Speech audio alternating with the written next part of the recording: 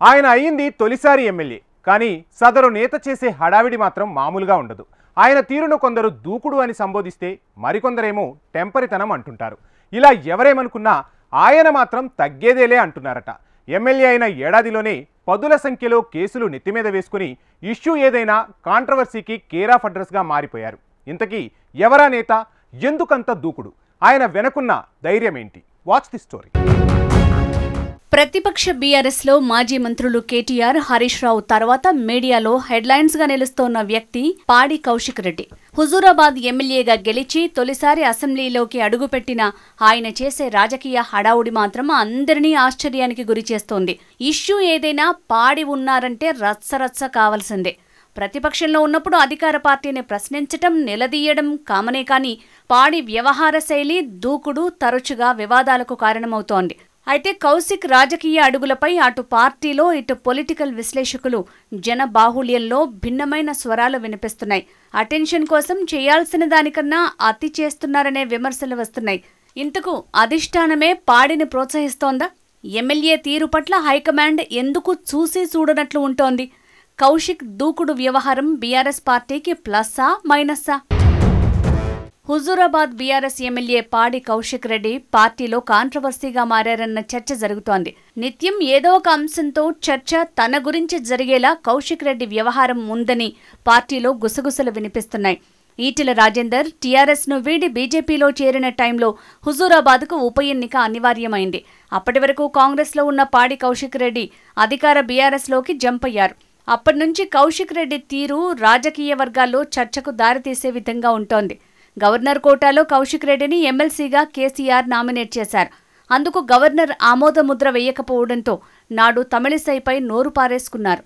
ఈ వివాదం జాతీయ మహిళా కమిషన్ వరకు వెళ్లటంతో క్షమాపణలు చెప్పాల్సి వచ్చింది. 2023 అసెంబ్లీ ఎన్నికల్లో పాడి కౌశిక్ రెడ్డి బీఆర్ఎస్ తరపున హుజూరాబాద్ ఎమ్మెల్యేగా గెలిచారు.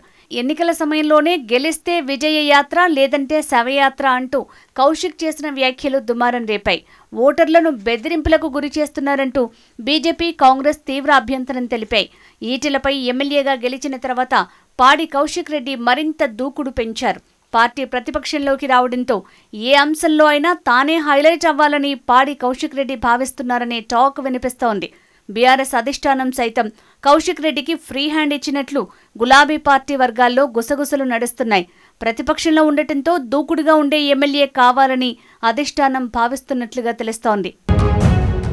ఎమ్మెల్యేగా గెలిచిన తర్వాత పాడి కౌశిక్ రెడ్డి రాష్ట్ర మంత్రి పొన్నం ప్రభాకర్తో వాగ్వాదానికి దిగారు.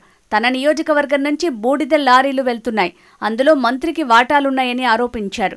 ప్రమాణానికి సిద్ధమంటూ జూబ్లీహిల్స్ వెంకటేశ్వర స్వామి టెంపుల్ వద్దకు కౌశిక్ రెడ్డి వెళ్లారు. ఆ తర్వాత షేర్లింగంపల్లి ఎమ్మెల్యే అరికెపూడి గాంధీకి పీఎస్సీ చైర్మన్ పదవిని కట్టబెట్టడంపై పాడి కౌశిక్ రెడ్డి నానా హైరానా చేశారు. ఇది ఇద్దరి మధ్య ఘర్షణకు దారితీసింది.